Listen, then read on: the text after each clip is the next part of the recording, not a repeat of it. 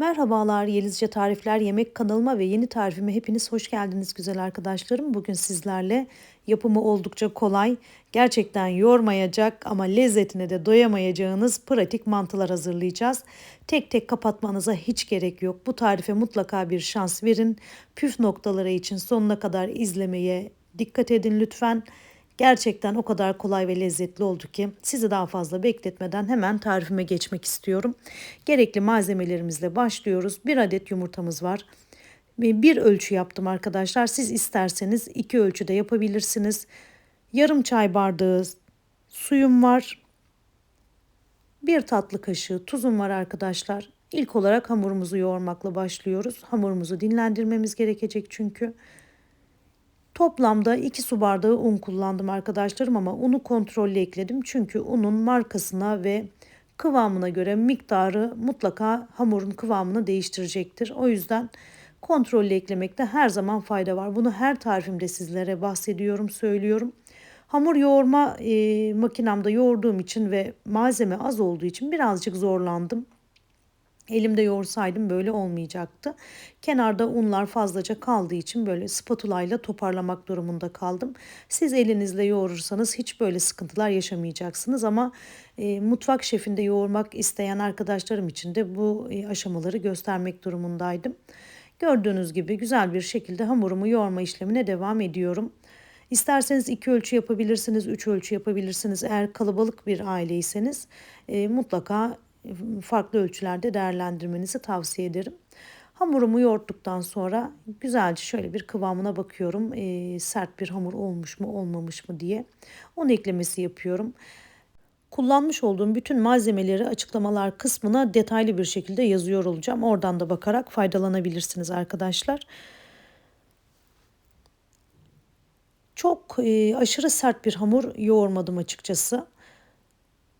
Siz de çok sert yoğurmasanız olur. Çünkü sonuç çok güzel oldu. Çok mükemmel oldu. Bakın böyle hamurumun kıvamı bu şekilde, sertliği bu şekilde. Gayet güzel bir sonuç aldım. Çok sert, aşırı sert bir hamur yapmadım. Eğer buraya kadar geldiyseniz tarifimi beğenmeyi, nerelerden izlediğinizi yazmayı, destek amaçlı yorum yapmayı lütfen unutmayın. Eğer tarifimi denerseniz mutlaka yorumlar kısmına lütfen yazmanızı rica ediyorum. Çünkü birçok arkadaşım yorumlardan yola çıkarak tarifi yapıp yapmamaya karar veriyor. Hamurumuzu yoğurduk. Dinlenmesi için bir kenara aldık. Üzerine de kapattım arkadaşlar. Hamurumuzun üzerine açık bırakmayalım ki kuruma meydana gelmesin. Şimdi iç harcımızı hazırlıyorum. İç harcımız olarak 250 gram kıyma, tuz, karabiber ve bir kuru soğan rendesi kullandım arkadaşlar. Suyunu mutlaka sıkmamız gerekiyor soğanın. İç malzemem de hazır olduktan sonra artık dinlenen hamurumuzu açma işlemine geçiş yapıyorum. Görmüş olduğunuz gibi tezgahımı unladım. Hamurumu aldım. Şöyle elimde hafifçe bir şekil verme işleminden sonra iki eşit parçaya bölüyoruz hamurumuzu. Eşit olmasına dikkat edelim çünkü açtığımız zaman altına ve üstüne aynı yufkaları kullanacağımız için orantımız düzgün olsun. Bir tanesini kenara ayırdım ve ilk bezemi açmaya başladım arkadaşlar. Önce küçük bir oklavayla büyütmeye başladım. Sonrasında daha büyük bir oklavaya geçiş yaptım.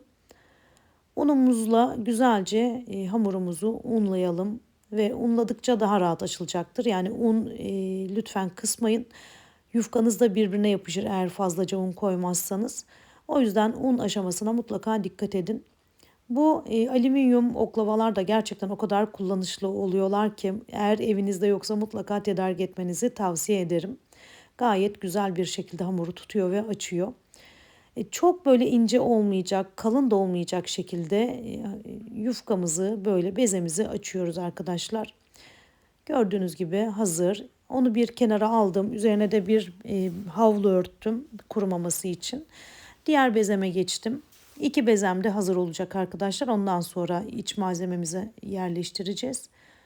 Gördüğünüz gibi unlaya unlaya bu bezemi de açıyorum.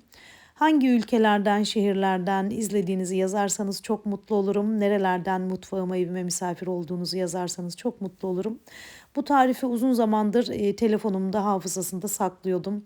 Sizlerle paylaşmak için bekletiyordum. Uygun zamanı bulunca paylaşırım diye. Bugün sizlerle paylaşmak istedim.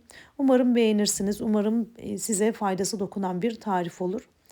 Bu bezemi de açtıktan sonra artık diğer işlemlere geçiş yapacağız arkadaşlar.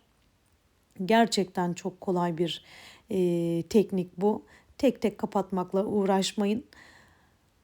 Hazırlamış olduğumuz yufkamızın üzerine böyle minik minik köftemizden parçaları aralıklı bir şekilde yerleştiriyorum arkadaşlar. Mutlaka aralığına dikkat edin ve birbiriyle aynı hizada olmasına dikkat edin. Rastgele yerleştirmeyin yani, çünkü birazdan göreceksiniz, keseceğiz. Kıymalar böyle hamurların arasında kalmaması gerekiyor güzel bir sonuç almamız için. Hamurların pişerken açılmaması için bu püf noktasına mutlaka dikkat edin. Her bir kıyma parçası bir öncekinin, sağındakinin, solundakinin tam böyle orantısında olması lazım. Aynı hizada olması lazım. Ona mutlaka dikkat edin. Kıymaları kaydırmayın arkadaşlarım. Yani ben de böyle yaparken tereddüt etmiştim ama hani olur mu olmaz mı diye. Sonuç çok güzel oldu. O yüzden sizlerle gönül rahatlığıyla paylaşıyorum ve bütün kıymamı diğer kıymaların üzerine dağıtıyorum, bitiriyorum. Daha önce hazırlayıp kenara koymuş olduğumuz yufkamızı bu şekilde üzerine kapatıyorum. Gördüğünüz gibi. İnanılmaz kolay oldu. Yani gerçekten kolay oldu. Hatta birazcık büyük açmışım bu bezemi. Kenarlarından düzeltiyorum. Elimle şöyle ufak bir bastırıyorum. Bakın, oklavayla karşılıklı bastırıyorum. Sonrasında oklava geniş olduğu için elimle devam ediyorum arkadaşlar. Ve bir rulet yardımıyla kesiyorum. Siz isterseniz oklavayı hiç bastırmayın, hiç kullanmayın. Sadece elinizle bastırın. Zaten rulet kestiği için hiç sorun olmayacaktır arkadaşlarım. İnanılmaz kolay oldu. Mutlaka şans verin bu tarifime.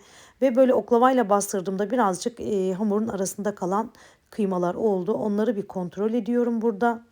Sonra açık kalan kısımları elimle kapatıyorum.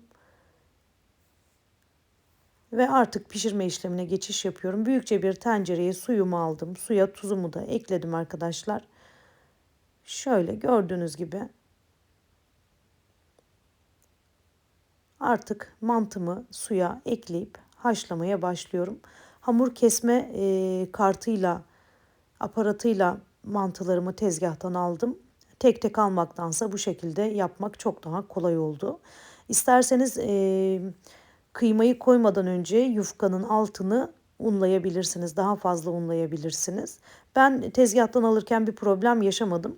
Sizin de yaşamanızı istemem, o yüzden püf noktalarını anlatıyorum bu şekilde. Tek tek taşımaktansa bu şekilde çok daha rahat bir şekilde yapabilirsiniz.